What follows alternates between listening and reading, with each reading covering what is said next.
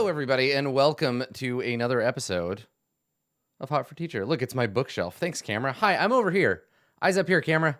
There we go. Haha, it's me. Hello, welcome, everybody. So it's time for another episode of Hot for Teacher. So we're going to be talking about relationships and feelings and interacting with other human beings, which is, my favorite topic. This has been a weird couple of weeks for me. I'm going through some shit in my own life. And when I was preparing for today's episode, when I was looking through the questions and I was like digging up what I wanted to talk about, honestly, like there's a bit of me in these questions today. And I think that's okay. I'm picking some questions that resonate with me, and I'm going to be able to kind of talk to you about my feelings and thoughts about it. It's stuff that I've been thinking about a lot lately, and I think that's a nice thing that I have the opportunity to do. It's nice for me when you submit your questions to be able to feel like, oh, hey, I'm feeling that too. I know what that feeling is like. So if you haven't tuned in before for an episode of Hot for Teacher, here's how it works. You have submitted questions to me by way of my website, www.adam-coble.com. This is my name with a dash in the middle. It's so easy. There's a link for Hot for Teacher. You just click it, fill out the form, submit your question. You can submit it anonymously. You can use a cool hacker alias. You can tell me your real name. It doesn't matter. It's fine. And then I answer those questions on the stream. And we talk about relationships. We talk about feelings. We talk about the various interactions of human beings. And I kind of like to stress at the beginning of the question period, before we get into the details of the show, this kind of thing is not meant to be a solution, right? Like I was talking to a friend of mine the other day about Hot for Teacher. She was like, so are you still doing that advice thing on the internet? You still doing Hot for Teacher? I was like, yep, definitely doing it. Enjoying it. It's a lot, but it's good. And she was like, well, what kind of questions do people ask? And I was like, well, honestly, I think a lot of the time people ask questions just to be reassured. I think this is true of office hours as well, right? I think people ask questions and they say, I am feeling this way, right? This thing happened and now I feel sad. Am I crazy? These things are happening and I'm angry about them. Is that okay? And it's often for me very validating to just be able to be like, yes, question asker. It is okay. Like, I don't have a solution for your problem. People don't, I assume, come here to have me and Twitch chat or YouTube comments solve their relationship problems. I think it's more just a platform for people to express themselves and like talk about stuff. So that's for me the big value in it, is just to get that stuff out there so that you as an audience and you as a question asker can hear that other people feel that way too. And I don't know, maybe sometimes we'll talk about stuff that helps. Maybe I can give some good advice, hopefully. But if you have questions, now you know how to submit them. Just go to that Hot for Teacher link on my website and submit the questions, and we will talk about this stuff here on the episodes. So on today's episode, we're going to start with a question that's it's a big one. This is a long one. And I think it's interesting, and it's a very, I don't know, this feels like a very modern question. This feels like a question that maybe we haven't struggled with much in the past, but I don't know, maybe I'm wrong. Maybe this is a question that has some universality. I'm not a historian. I'm just a role-playing gamer. So let's talk about this. So this is the question, and I'm gonna read the version of it I have. I've truncated it slightly for you. Hi, hello. Yes, it's me. There you go. So here we go. Air asks, long-time listener, first-time asker, I'm currently struggling with something in my relationship, and I wondered how to get around it. I think it's creating multiple issues, but this is the easiest one to express, I think. Basically, I'm a consumer and creator of media. I like challenging media, the feeling it brings, and the conversations that form around it. If something makes me cry, I feel like that's good because I'm connecting and understanding the media. However, my partner doesn't feel the same. There's a song that I love, but it makes her cry. Thusly, she has ruled that I can't listen to that song or even that album while she's around. Now, I've tried my best to not do this, but it's getting frustrating. There's now many limits on the sort of media that we can consume due to her sensitivity, and I get it. It makes her feel vulnerable, but I can't get her to communicate about it so that I can help her understand what's going on in her head or help her consume this media so that she can move on with her life. As am I. Hello. I know the camera's really into the bookcase today. Hi. Yes, me. Face over here. I'm attempting to get her to talk about it, but every time I do, she shuts down, refuses to talk about it, and does so on multiple issues. Yet when I attempt to explain to her that I hate the drivel of soaps and reality competition shows, she attempts to make me out as the bad guy for not liking what she likes. How do I get her to open up so that we can begin to enjoy these things together? So you see what I'm saying about this being kind of a modern thing. I think that a lot of our modern identity, a lot of the way that people in the culture that I am a part of, which is to say first world media consumer,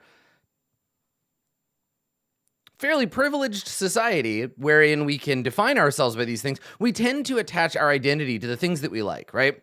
So if someone says, yeah, I like Star Wars, and someone else says, I hate Star Wars, sometimes we can hear, I hate Star Wars, ergo, I hate you, right? So we can get tied up in this idea that the things that we love are us. And I think that our preferences for things can definitely say something about us, right? You can tell some things about a person based on the things they have been exposed to, the things that they like, the kinds of media that they connect with.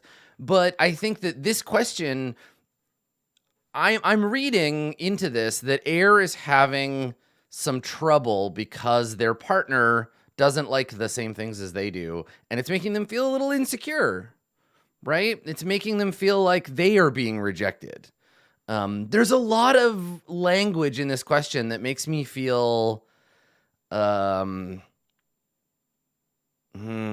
concerned, I guess, right? Like, for example, let's see. There's a song that I love, but that makes her cry. Thusly, she has ruled I can't listen to that song while she's around. I can't get her to communicate about it. How do I get her to open up? I think there's this very aggressive, like, because she can't listen to it or because she chooses not to, there is something wrong with her. And I want to fix that. How do I make this happen?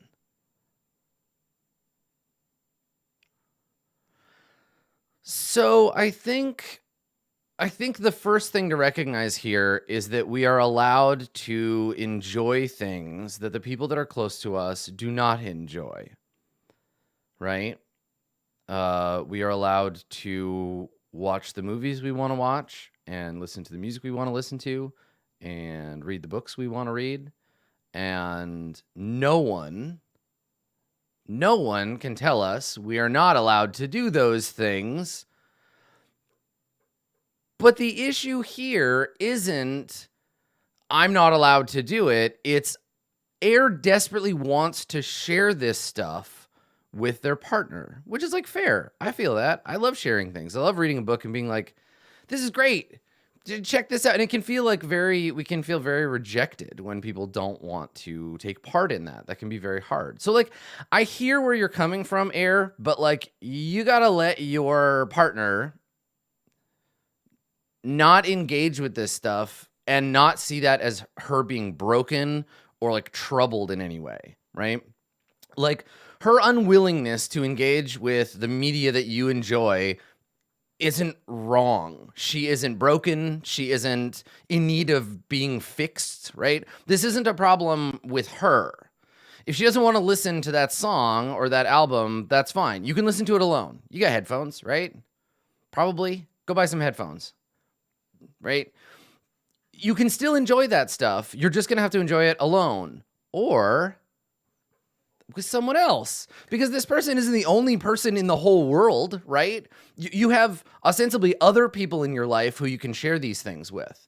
And this kind of gets down to the core of it, right? This idea that when we are with someone, and this is particularly strong in kind of allo, cis, like normative relationship culture. It's not wrong, right? Monogamy and cishet relationships and whatever. It's just the default. In the default narrative for relationships, there is this thing that we have to do everything together, right? That we have to go everywhere together, be together all the time, live together. It all has to be one thing, right? We share our lives, which is not true. You can share your life with lots of people in lots of different ways. I bet you, Air, that even though there's this song or this album or these TV shows that you can't engage with together, I bet you there's some other stuff, right? That Venn diagram of everything you like and everything she likes, that overlap in the middle, live there, right? Live in that space. Because it sounds to me like your partner is some of the media that you like is triggering or upsetting or not good for this person's well-being. And I feel like pushing on that is not the right call, especially if she is not interested in engaging, right? If she's not saying to you, this song makes me too sad to listen to it, but I wish I could, right? It just sounds like she's saying, please don't listen to that album while I'm around. It fucks me up. Thanks. Now, it's interesting because your attempt to engage, your attempt to understand isn't, oh, well, okay, so let's talk about this. Here's some media that makes me feel that way. Is it the same for you? Let's engage and find some common ground. Your attempt to engage is, here's some stuff I hate, right? I don't like reality TV shows. I don't like soap operas. This stuff is bad and crappy. And it's not, and this is telling of I think, Air, not to psychoanalyze you, because I'm certainly not qualified to do so, but if I had to guess, it's telling of your perspective, Air, because it seems to me like what's happening is that you feel insecure because you think that your partner, or feel somewhere inside that your partner hates the things that you like, right? That it is a conscious decision, that is a judgment call. But it doesn't sound like that. It sounds like she's having an emotional response to something, and you're trying to understand based on your logical and thought processes around a different thing. So you're miscommunicating here on a level, and I would suggest, and I suggest this to everyone, but I would suggest that you see a counselor together. Like, find someone to mediate this conversation in real time. It doesn't mean that your relationship is failing. It doesn't mean there's anything wrong with either of you as people. You just need a little help, because everybody needs a little help sometimes. And there are people in the world who are professionals, who are trained to help you mediate this stuff. It's very useful. And so I think that person can help you get at like what you're feeling insecure about and why you want to fix your partner so that you can share this thing. Because I think your core stuff makes sense, right? To me, the desire to share what we love is very, very strong, very powerful. I can name lots, too many people that I have tried to aggressively share a hobby with, and not had it go well and been upset about it, right? I don't do it nearly as much anymore, but it's absolutely been a thing. And the reason is you want to express your care about something, and you want to connect with somebody you love about and over that thing. But it's okay for us not to like the same stuff. It doesn't mean that your partner doesn't like you anymore. It's not about that. There's some other stuff going on here, and I think that you're both kind of firing in misdirections. You're not really connecting, and I think that's what's causing this trouble for real. So yeah, I would say learn to separate yourself from the stuff that you love, in the sense that if somebody else doesn't love it, it doesn't mean that they don't love you, right? You are more than the collection of challenging media you enjoy, right? You're more than your comic book collection. You're more than your role-playing games. You're more than the video games that you've beaten, right? You're more than the trophies that you have for perfecting every Dark Souls game, right? You're a person, and the things that you like are an expression of your personhood, and it can be really easy to tie that stuff up, but it's okay to like different things and still care about someone. I know it's frustrating, I know it's disappointing, and it's hard, but it's okay to do that. And, find other people, find other communities, find other individuals that you can share that stuff with, because we are multifaceted individuals. There's more to you than just this stuff. So yeah, go out into the world, look at your other friends, share those things, and find what you do share with your partner and focus on that. It's hard, and I know it sounds flip to just be like, just do this thing, but think about what's really at play here. Like, why are you frustrated, right? Sometimes, and this question in particular, but sometimes giving advice feels like dungeon mastering a player who wants to take an action in the game, but hasn't connected with their intent yet. They're like, I want to use my sword. And you're like, on what? For what purpose? They're like, I don't know, but I got this sword and I'm swinging it around. And you're like, okay, I can't help you through this until I understand why you're swinging your sword around. So just like put the sword down for a second, Air, and think about what it is you're trying to accomplish. Like, why are you frustrated? And if you can afford it, if it's something that makes sense in your life, find a counselor. And don't be afraid to look up like sliding scale counselors or to work with a counseling student, because there are less expensive ways to engage. So yeah, do some work there. Channel some of this frustration energy into finding a solution that you and your partner can come to together, and try not to see it as a personal attack or affront when someone doesn't like the things that you like. And also, like, keep in mind that when you go to your partner and you say like, oh, I understand you, I hate some of the things you love too, that's a hard approach to start with. So empathize, relax. You're more important than the things you love, even if you love them very, very much, and you can still enjoy them even if your partner doesn't. It's going to be okay. Ostensibly, you have more in common than just that. Yeah, so there you go. Question number 2 comes from Tyler. And this is well, I'll read it. You'll understand. I have a question about friendship and drifting apart. Recently, I've learned that a person I considered a good friend doesn't want to be friends anymore. I honestly don't know what caused this, and we don't talk as much as we once did. As someone who's shy by nature, I don't have the confidence to go out and make friends I can hang out with. So my question is, how do you get over the loss of a friend? How do you go about making new friends? I feel like of all of the questions that I get on Hot for Teacher, the one that comes up the most, the absolute most, is, how do I make friends? And I picked this one, and I know we've talked a little bit about this before, but I want to talk about it some more because this is paired up with something that I've definitely felt before. So this bit about having a friend, someone that you trust and care about, having them be like, yeah, nope. I'm not interested in being your friend anymore. I don't want to hang out. I don't have time for you. Maybe I did before, but I definitely don't now. In this age of social media, you get to witness them being friends with other people, and they're like, well, I don't have time for you, but I'm going to do this other stuff with these other people who are more valuable and more important to me than you are. And that sucks. That's so hard to hear, especially if you are someone who struggles to feel close to people, right? Like I absolutely have that problem. It's easy for me to make acquaintances, right? For me to kind of be friendly with people, but to like really actually trust people and really actually get close to them,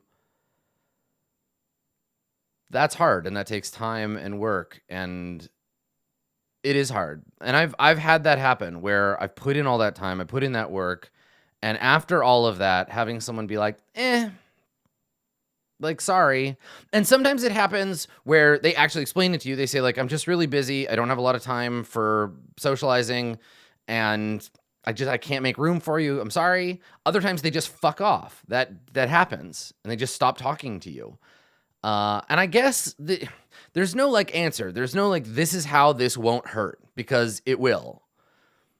When you care about someone and they don't care about you, either at all or to the same degree, that sucks, and it will suck forever, and there's no escaping that. Now, for me, part of how I avoid that being like emotionally catastrophic when it happens, when someone just doesn't have space for you in their life, is having other relationships that you can feel buoyed by, right? So whether these are relationships with family, a lot of people have strong relationships with family members that they can fall back on.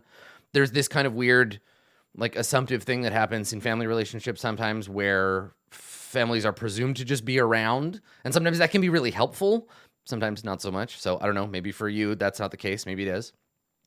Other friends and your relationship with yourself, right? For me, that is the infinite fallback. That's the thing that, even though some part of my brain is like, cool, nobody actually likes you, people are just around because you can do things for them, nobody actually knows who you are, I can't lie to myself about my own relationship. I can't tell myself, like, you don't value yourself, or you know yourself and you're garbage. Like, I'm pretty cool, and I'm okay with that.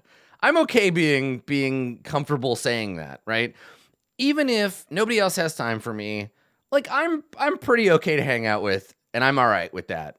And it sounds like such a corny after school special thing, but being happy with your own company is sort of for me, the fallback. And that bolsters me, because when I can get into that space, when I can be like, okay, you know what?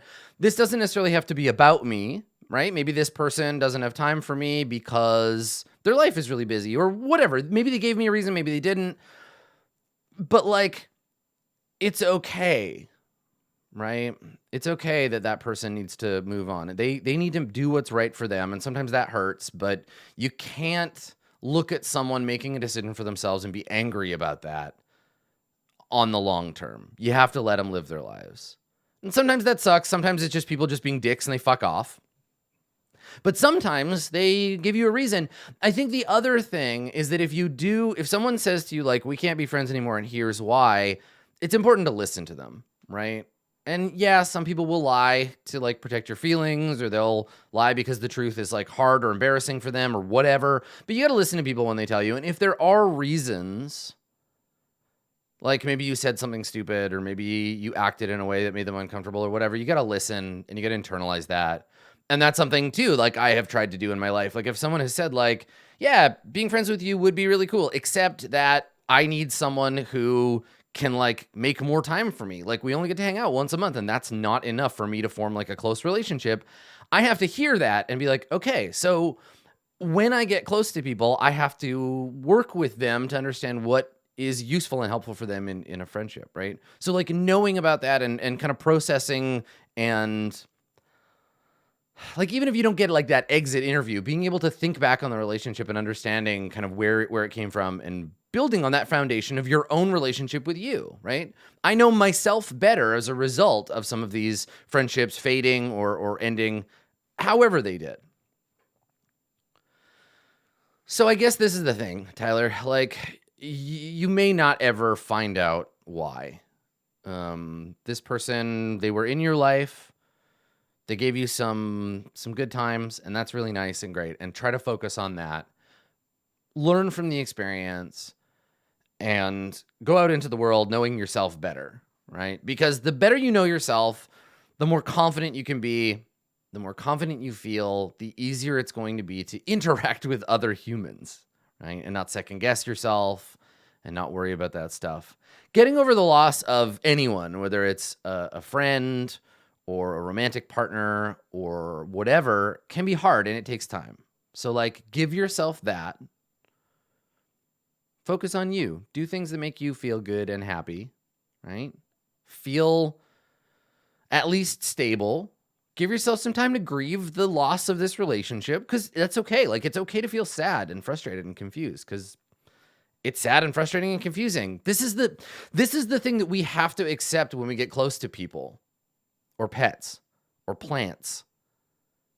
Everything ends eventually, right? Everything.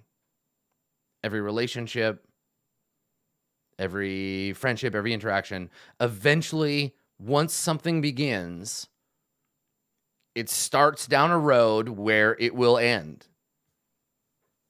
And I think we have to accept that and acknowledge it, and not in a like mopey, sad way. Though I guess you could be mopey and sad if you want. It's your life.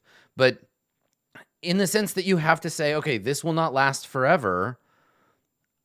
So let's appreciate it for what it is. Right? Relationships only have meaning because we give it to them. Right? And so letting someone into your life, knowing that they eventually will leave it by one vector or another, is accepting the demise of that relationship. And once you can accept that, it's gonna end eventually, I find at least it makes it easier to appreciate the good stuff. You know, I look back at relationships where I'm not as close to the people anymore, where, we had a falling out, maybe they moved far away, I don't get to see them anymore. And after a while, after that sadness passes, you really just learn to appreciate the things that you did have. And you can kind of go looking for similar things in new friendships. Now, how do you make new friends? I don't know. The common thing here is shared activities.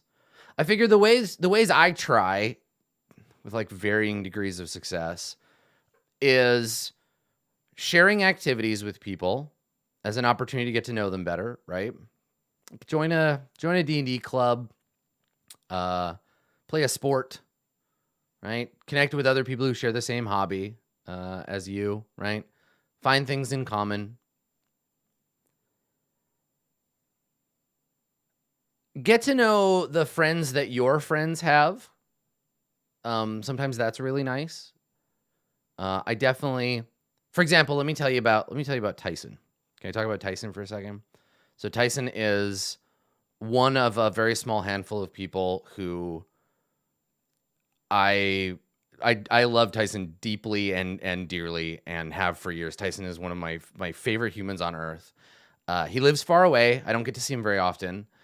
But we met because we shared a friend. Our friend Bronwyn introduced us, and Bronwyn was like, "Oh, Adam and Tyson are kind of similar.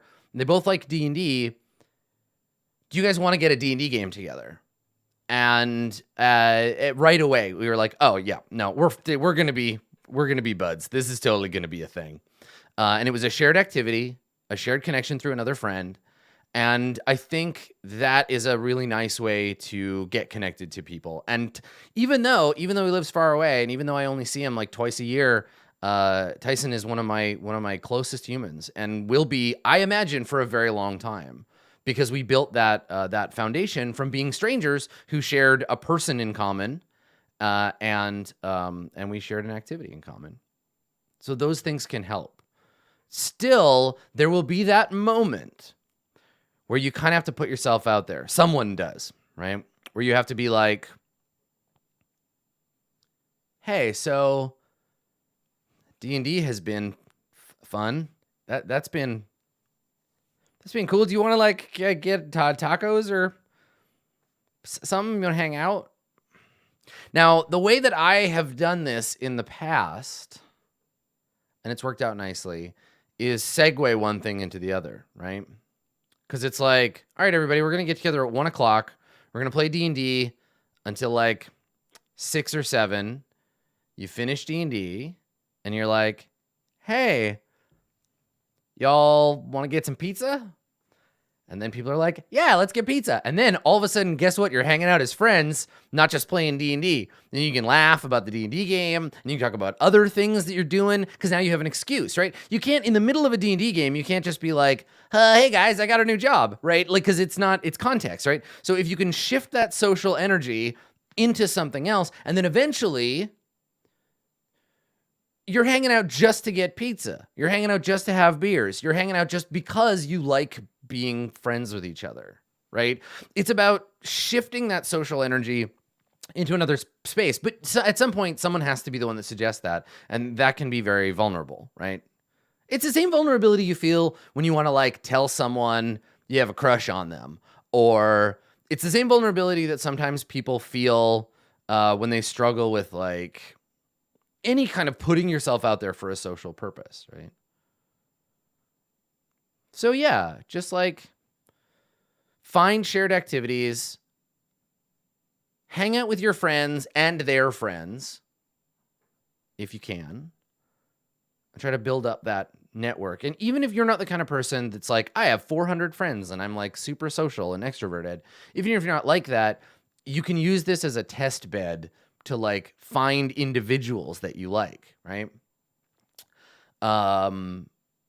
Go to a like role-playing games meetup, play some one-shots, but look for people who might want to join a bigger campaign and then run a campaign, or like play with those people on the regular and build up your relationship with them. Like there's lots of ways to do that, but it is hard. It's not going to just suddenly become easy. There's no simple, easy trick for this. It's just about being persistent in your endeavors, not letting your shyness get the best of you, recognizing your limits, right? Don't push yourself to be social when you don't have the energy to do so. But recognize that you're trying to do things that might make you uncomfortable, which is to say, like, making friends, right? I'm trying to track, like, the people in my life and how I met them, like, my like, actual friends. Because I have a lot of acquaintances, but, like, people I consider friends, I think most of the case, that's the story. I know them through shared activities. I know them through playing games together. I know them through other friends, and in some cases, combinations of those things, right? And then it's about acknowledging that stuff. It's about follow-ups, like Sam Strippin. Sam and I are friends not just because we played D&D together, but because we met through playing D&D, and we both made an effort to connect outside of that, right? Like we talk on Twitter and we like have conversations about stuff and we engage outside the game, but someone had to take that risk. Someone had to do that. And what I think you might find interesting, Tyler, especially among groups of shared friends, you might find interesting that there are people out there who are interested in being your friend, who already want to be like closer to you, but who haven't been brave enough to say something. And I think that's such a nice feeling when you can get that. I think being able to reach out to someone and be like, hey, so I don't know, maybe like we just play D&D a lot together, but like, do you want to hang out sometime? Like, do you want to go to a movie or like get a beer or whatever and just chill out? And having them say, oh my God, yeah, I totally do. I just like, I was going to ask you, but I was like too nervous, or like I thought you would think it was weird. Like that feeling is so nice. So try reaching out, right? Maybe you got some people in your life who are already kind of halfway there. And you know what? If they're not interested or they don't have time or all the millions of reasons why friendships just like misfire and don't happen, don't worry about it. There are billions and billions of people on Earth, and you got a whole life ahead of you to connect with people. So keep at it. Put yourself out there. You got to risk a little bit of awkwardness, a little bit of social and discomfort, and it might pay out, right? I could have said no. I could have said no to Bronwyn. I could have been like, playing D&D with a bunch of strangers. I don't know if I have time or energy for that. And if I did, I would have missed out on one of the coolest people I ever met. So I guess you got to gamble, right? You got to gamble a little bit. It can be hard, but I believe in you. You can do it. And I don't know, maybe I just believe in you because I want to believe in myself. I gotta be better about this. I gotta try because I'm feeling a little friend starved. So I don't know. Let's work on it, Tyler. Me and you. Well, let's go make some friends. Our third question. This one's rough, and I think that this is a question that a lot of people deal with. And I want to talk about it because Jay, the question asker, is very self-aware, and I think that's so important. Let's talk about Jay's problem here. So Jay says, it's a big punchy beginning. I recently fell in love with a close friend of mine. I realize that I care for them deeply. They make me really happy, and I think they're an amazing, kind, wonderful person. I wanted to be, and still do want to be more intimate with them, cuddling, smooching, sex stuff, etc. Being close friends, we talked about it, and they didn't feel the same way. I cried and felt like shit for a few days. We're still good friends, as we were before I started to have feelings for them, and our relationship is in a place we're both happy with. Yes, fuck yeah, you did it. The problem is, I can't stop feeling stupid things, like being a little jealous or even a little sad we can't be more intimate. When I catch myself feeling that way, I try to stop myself. I'm not going to try and pursue anything more intimate, even though that's what I want, because they don't want that, and that'd be unfucking cool of me. Do you have any advice on handling these feelings? Or any advice? Any other advice? You're doing it. Like, this is the thing, Jay. This is the thing. You are a better person than a lot of people who go through this, because here's how this goes sometimes, right? Sometimes it goes, I have this close friend, right? I love you, friend. I would like to do smooch with you. And they're like, no, thank you. And you're like, oh, ouch, that hurts me. I have been rejected. Fuck you. Fuck you. Our friendship was false. Get out. I never want to speak to you again. I'm lighting myself on fire. Or you're like, hello, I love you, close friend of mine. Please, can we mush our stuff together? And they're like, no, I don't want that. And then you're like, okay, I am fine with that. And then secretly on the inside, you're like, you will be mine. I will make you love me. That's the other way people do this. Fuck both of those. You're doing it, Jay. You're doing it, and you're suffering, and that's okay.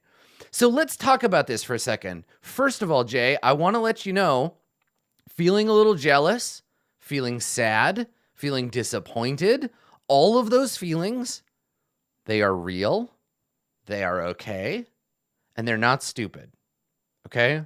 So do not look at yourself and say, I can't stop feeling stupid things. Because you did already. You're not feeling anything stupid. You're feeling these feelings and you don't like them, and that's cool, and you want to get over them, and that's cool, but your feelings aren't stupid. Don't judge them, right? Maybe if you were acting stupid, right? If you were trying to push them into something more intimate, if you were like, yeah, but like, I know you said no, but like, what if you touched my butt? What about that? What if that? If you're doing shit like that, that would be stupid, because as you know, that's not cool. So you're respecting their boundaries. That's not stupid. You're trying to handle your own feelings. That's not stupid. You're doing good. And you're doing better than most people, I think. Because I know the camera just loves the books. I know. Listen, you know what? I could just leave camera here. That's fine. Here you go. Hot for bookshelf. But seriously though, see, now I've done it to myself.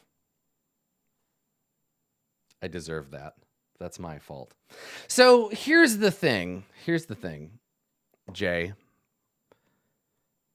You have already made so much progress on this. You've already pushed past the hardest stuff, right? You talked about your feelings openly in an environment that is scary and risky for your ego, right? You put it out there. You were like, yo, I'm having these romantic feelings. Your friend also fucking did their shit, right? Your friend was like, yo, thank you for sharing that with me. I don't feel that way. Let's be friends though. Like, let's work this out. Let's engage. This is a good friend. You got a good relationship here, right? Feelings, in my experience, of any kind, anger, frustration, tiredness, gassiness, irritability, dry mouth. Feelings don't just go away. They don't wash away instantly, right? It's not like you say, hello, I love you. And they're like, no, thank you. And you're like, I do not love you anymore. Thank you. Goodbye. Right? We're not able to just flip that stuff on and off. Relationships change. Relationships move through phases, right? They fluctuate. And that stuff takes time. Sometimes it's glacial, right? I'm really happy for you that you were able to move through the first part of this with your friend. It makes sense that you care for them deeply and that you think that they are an amazing, kind, wonderful person, because this relationship is a good one. So be happy about that. And I think that's my advice. That's my advice here.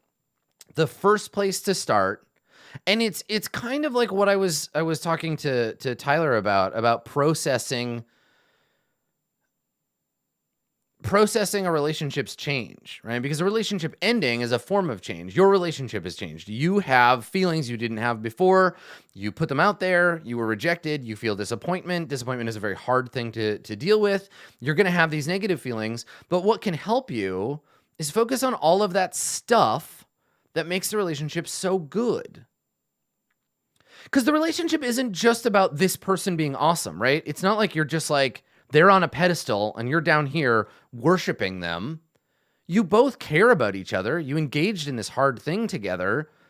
There's got to be a bunch of stuff in your relationship that has nothing to do with the smoochy, part smashing stuff you're interested in that gives it value. You have intimacy. And I think this is something that is hard to overcome, but worth thinking about. Cuddling, smooching, sex stuff, it's not more intimate necessarily than the conversation you had about sharing your feelings. It's not more intimate than them having firm boundaries and trusting you to respect them. It's not more intimate than all of the things that brought you to where they are. It's different, right? Sex is a different kind of intimacy. Hugging is a different kind of intimacy, but it doesn't mean that it's more or better, right? It's a different flavor. So just because your friend has said, I don't want to eat strawberry ice cream with you, doesn't mean that you can't still have chocolate ice cream together or pie, right? I think time will help you get over your feelings of jealousy. I think time will help you feel less sad. I think you can mitigate that stuff, right? Like if you are feeling jealous, maybe because they have another person that they're doing that stuff with, maybe you can ask them to give you some space from those topics, right? That's okay. It doesn't mean that you're breaking the relationship. It's not unreasonable to ask someone, like in the first question, to help you get through it, right? I think that we can tailor our relationships with people. We can help ourselves move our feelings in one direction or another. I read an article not that long ago about the things that build that sort of coupley feeling, right? Like cohabitation, prolonged eye contact, sleeping in the same bed together. Those kinds of things build the coupley feeling. And if you don't do those things, it's much harder for our brain to engage that particular kind of thing. So if there are things that you are doing in this relationship, if there are things you're doing with this person that are creating negative feelings for you, give yourself a break from those things, right? Feelings don't just come up from nothing. They don't always act rationally. It's not always easy to say when X, then Y feeling. But if you can, and it sounds to me like you're pretty self-aware dude, Jay. Figure out what it is that's causing you to feel jealous or sad, like specific stuff, right? Not just generally, right? Not just like general moping about what you can't have, because that'll pass. The general mopiness will go away because your brain still thinks you can have it, but it'll come around and be replaced with like, oh no, there's all this other good friend stuff. But if there are specific things, specific topics of conversation, specific activities or whatever that are triggering that sadness, give yourself some space for it. Cultivate your relationship. And it sounds to me like you're going to be able to get your friends' help on this, right? Now, don't dump all the effort on them. I don't think you will, but don't do that, right? Don't be like, I feel jealous and sad sometimes, fix it. Because I love you and you don't love me, so now it's your responsibility to like do the friend work to fix that. That's not, I don't think you're going to do it. Just don't. For anybody listening, don't do that. But like, you can ask for help. You can be like, like, I know it's dumb. I know we talked about this and it just like, I'm dealing with these kind of lingering feelings and I'm trying to like get okay with our relationship. But sometimes like when you talk about, this other person, it makes me feel weird and I don't want to not be here for you, but like maybe we could work together to help me get past that. Right? Or like, I feel sad when we like, I don't know what your relationship is like, but find the intimacy that does feel good and safe for you, that doesn't trigger those like sad or jealous feelings, and live in that, make that about your relationship.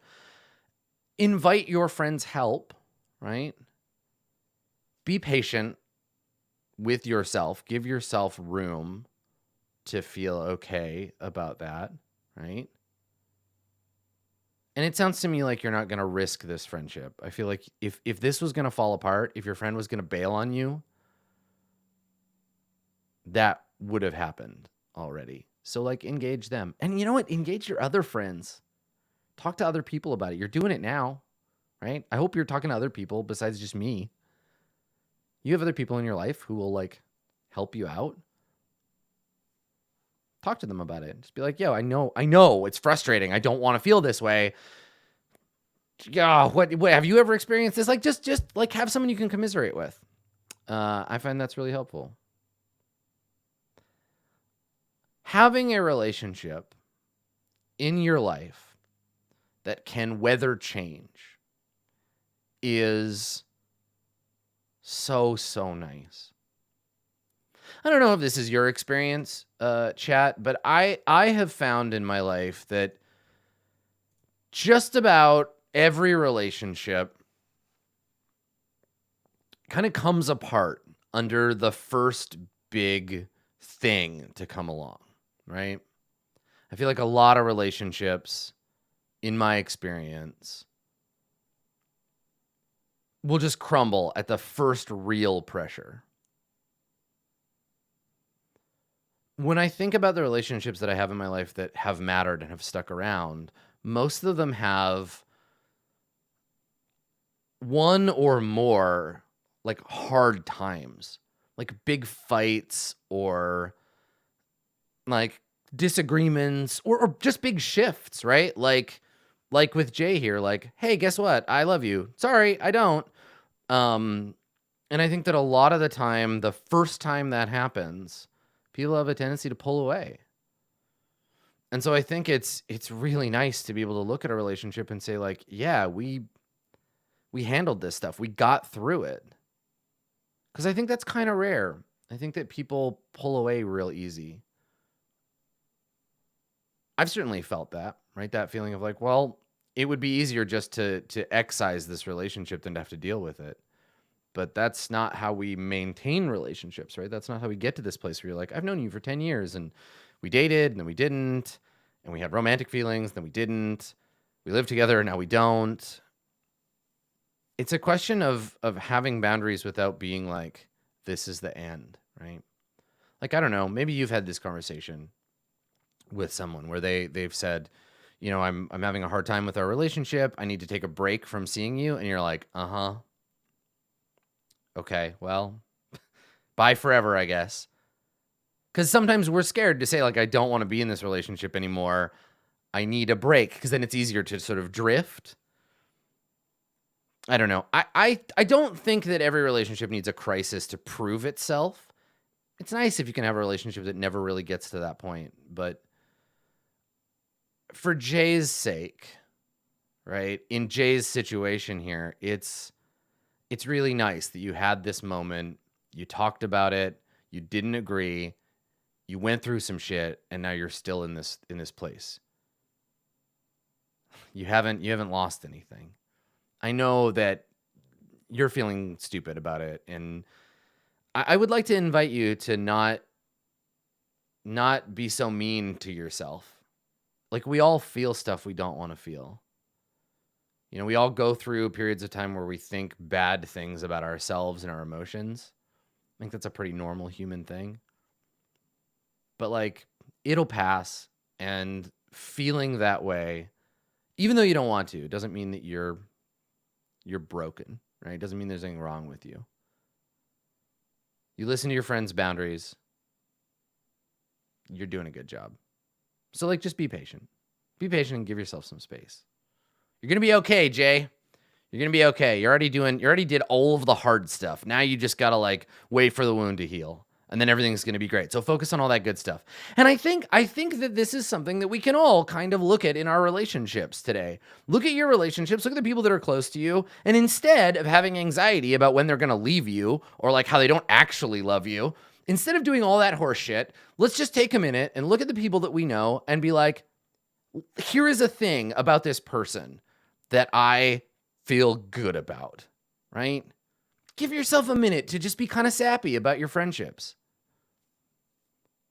Because I think that we don't do that enough. God knows I don't. So I don't know. I'm gonna, and maybe you will too. And I hope that makes you feel nice. I hope that's a nice thing that can happen for you today.